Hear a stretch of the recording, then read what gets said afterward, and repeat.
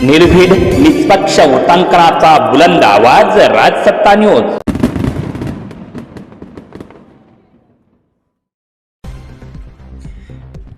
भोंदूबाबा खरा त्याच्याबद्दल आता शिर्डीतून एक नवा ट्विस्ट समोर येत आहे। पेन ड्राईव्हसाठी दबावाचा कट भोंदूबाबाने आखला होता। त्याचबरोबर अप्पर पोलीस अधीक्षक सोमनाथ वागचौरे यांच्यावर देखील दबाव आणण्याचा प्रयत्न झाला होता, अशी माहिती आता समोर येते। ऑफिस बॉय नीरज जाधव विरोधात शिर्डीत दाखल गुन्ह्यात पोलिसांवर प्रचंड दबाव आणण्यात आला। तो नीरज जाधव याच्याकडून मिळालेला पेन ड्राईव्ह हस्तगत करण्याचा कट 6 मार्चला शिर्डीत शिजला गेला असल्याची माहिती समोर येते। या बैठकीसाठी मुंबईतून 3 IAS अधिकाऱ्यांसह भोंदूबाबा अशोक खरात जो आहे तो देखील शिर्डीत आला होता। मात्र शिर्डी पोलिसांनी कोणत्याही दबावाला बळी न पडता कायद्याच्या चौकटीत बसल तेच केलं। सांगून देखील शिर्डी पोलीस ऐकत नाही म्हटल्यावर तपासाचे सूत्र हलवणाऱ्या अप्पर पोलीस अधीक्षकांविरोधातच म्हणजे सोमनाथजी वागचौरे यांच्या विरोधातच गुन्हा दाखल करण्याचा बी प्लॅन देखील या बैठकीत शिजला गेला। त्याची अंमलबजावणी होण्यापूर्वीच मात्र गुन्हा दाखल होऊन भोंदूबाबा खरात याला बेड्या ठोकल्या गेल्याची धक्कादायक माहिती जी आहे ती सूत्रांनी दिली आहे। यामुळे आता अहिल्यानगर पोलीस चर्चेत आलेत आणि अहिल्यानगर पोलिसांची कामगिरी किती मोठी आहे हे यातून दिसून येत आहे। शिर्डीत नीरज जाधव विरोधात दाखल गुन्ह्याचा तपास श्रीरामपूरचे ॲडिशनल SP सोमनाथजी वागचौरे यांच्याच मार्गदर्शन आणि नेतृत्वात सुरू होता। नीरज जाधवकडून वागचौरे यांना तो पेन ड्राईव्ह हाती लागला होता। तो मिळवण्यासाठी भोंदू खरातनं दबावतंत्र वापरलं, पण त्याचा उपयोग झाला नाही। मग वागचौरे यांनी जबाब घेतलेल्या महिलांपैकी एकीला हाताशी धरून त्यांच्या विरोधात गुन्हा दाखल करण्याचा बी प्लॅन हा जो आहे तो या महाठग असलेला खरात यांनी आखला होता। त्याचाच भाग म्हणून वागचौरे यांना महिला आयोगाने देखील नोटीस धाडली असल्याचं बोललं जात आहे। सोबतच प्रशासकीय अधिकाऱ्यांना हाताशी धरून भोंदू खरातनं ॲडिशनल SP वागचौरे यांना अडचणीत आणण्याचा पुरेपूर असा प्रयत्न केला, पण त्या प्लॅनची अंमलबजावणी होण्यापूर्वीच मुंबईतून सूत्र हल्ली। खऱ्या अर्थानं मुख्यमंत्री देवेंद्र फडणवीस यांनी ही सूत्र हातात घेतली। त्यांच्याकडे आलेल्या सर्व हा पेन ड्राईव्ह बघण्यात आला आणि त्यानंतर मात्र या विषयाला जी आहे ती कलाटणी मिळाली आणि नाशिकला गुन्हा दाखल होताच लागोलाग त्याच रात्री खरातला अतिशय फिल्मी स्टाईल बेड्या ठोकल्या गेल्या। अन्यथा ॲडिशनल SP जे आहेत सोमनाथ वागचौरे यांच्या विरोधात एक महिला उभी करण्यात आली होती। तिला गुन्हा दाखल करण्याचा सांगण्यात आलं होतं। यासाठी महिला आयोगाच्या अध्यक्षा रुपालीताई चाकणकर यांनी आपल्या पदाचा पुरेपूर गैरफायदा घेतल्याचं निदर्शनास येत आहे। नाशिकला गुन्हा दाखल झाल्यानंतर खरात फाईल्सचा तपास IPS तेजस्वी सातपुते यांच्या नेतृत्वात सुरू आहे। या तपासात दररोज अनेक धक्कादायक माहिती समोर येते। शिर्डीतील एका गुन्ह्यात नीरज जाधव विरोधात तपास करत असताना शिर्डी पोलिसांच्या हाती तो पेनड्राईव्ह लागला आणि खरातच्या काळ्या कृत्याचं बिंग खऱ्या अर्थानं फुटलं गेलं। शिर्डी पोलीस तपासाच्या दिशेने काय करतात याची इत्यंभूत माहिती शिर्डीतूनच भोंदू खरातपर्यंत पोहोचत होती। त्यानुसार तो सूत्र हलवित होता। नीरजकडून शिर्डी पोलिसांना मिळालेला पेन ड्राईव्ह काही करून मिळवायचा आणि ते प्रकरण रफादफा करण्याचा प्लॅन खरातनं सुरुवातीला आखला होता। त्यासाठी मुंबईतून 3 IAS अधिकाऱ्यांना बोलावून घेतलं गेलं। मिरगाव येथे काही काळ बैठक केल्यानंतर एक अधिकारी नाशिककडे परतला। तो पुढे जाणार होता तर 2 अधिकाऱ्यांना घेऊन भोंदू खरात शिर्डीत आला।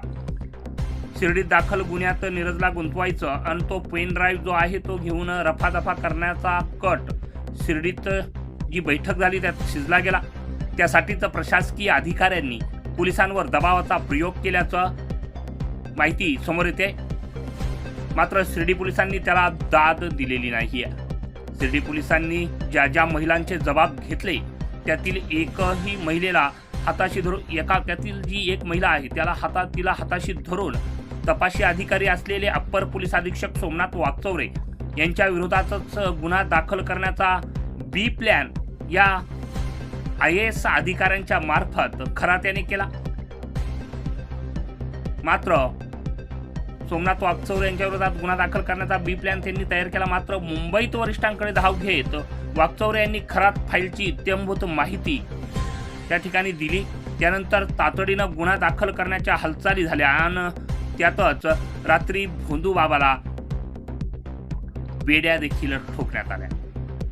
खऱ्या अर्थानं शिर्डीतील प्रॉपर्टीचे मालक पोलिसांत गेले होते. भोंदू खरातची निगुजला जी 4 एकर शेती आहे, निमगाव कोऱ्हाळेत 1.25 एकर आणि शिर्डीत 28 गुंठे अशा प्रॉपर्टीच्या मायाजाल या भोंदू बाबानं जो आहे तो पसरवलेला आहे.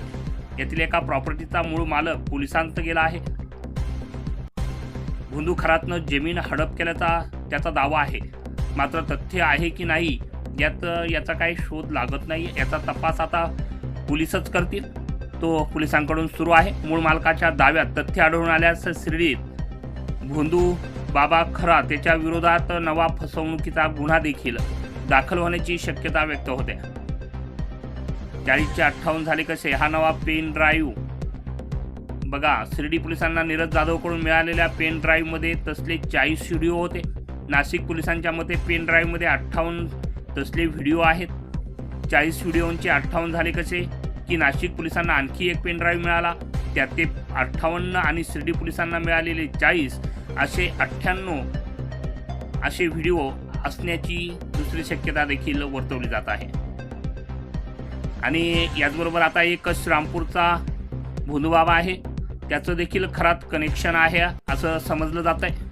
भोंदू बाबा अशोक खरातच्या व्हायरल व्हिडिओत श्रीरामपूर तालुक्यातील तथाकथित बाबांची उपस्थिती समोर आल्यानं तालुक्यात चर्चेचा एक विषय बनलाय. हा बाबाचं काय तर त्या गावातील तरुणही भोंदू खरातचे अंधभक्त असल्याच्या चर्चेला आता पेव फुटलंय. नाशिकचा भोंदू खरात याचे कारनामे असलेले व्हिडिओ सोशल मीडियावर व्हायरल होत आहेत. या व्हिडिओत श्रीरामपूर तालुक्यातील तथाकथित बाबाची उपस्थिती दिसून येते. अशोक खरातचे थेट श्रीरामपूर कनेक्शन समोर आल्यानं भोंदू खरातचे अंधभक्त कोण याविषयी तर्कवितर्क लावले जात आहेत. संतप्त त्या गावातील नागरिकांनी तथाकथित बाबाचीही चौकशी करावी अशी मागणी माध्यमांजवळ केली आहे. विशेष तपास पथकानं श्रीरामपूर कनेक्शनची चौकशी केल्यास आणखी माहिती पुढे येण्याची शक्यता आहे. शिर्डी पोलिसांच्या हाती आलेल्या पेन ड्राईव्हमधून खरातच्या भोंदूगिरीचा भांडाफोड झालाय. त्यानुसार अर्थसंकल्पीय अधिवेशन संपल्यानंतर गुन्हा दाखल करण्याचं नियोजन मुंबईत केलं गेलंय. मात्र त्यापूर्वीच खरातनं पोलिसांवर दबावतंत्र अवलंबित करत गुन्हे रफादफीसाठीचं तंत्रमंत्र सुरू केले होते. गुन्हा दाखल होण्यास विलंब झाला तर श्रीरामपूरचे ॲडिशनल एसपी सोमनाथ वाकचौरे यांनी देखील भोंदूच्या खोट्या गुन्ह्यांच्या तंत्रमंत्रात अडकण्याची भीती होती. ही परिस्थिती लक्षात येताच मुंबईतून सूत्र खऱ्या अर्थानं हल्ली गेली आणि पोलिसांनी प्लॅनबद्दल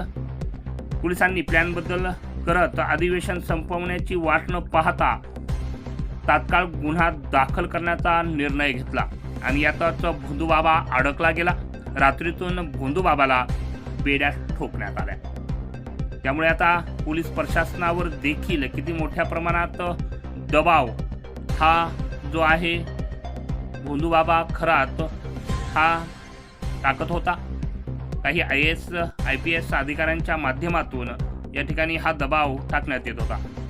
रासत्ता न्यूज ब्युरो, शिर्डी.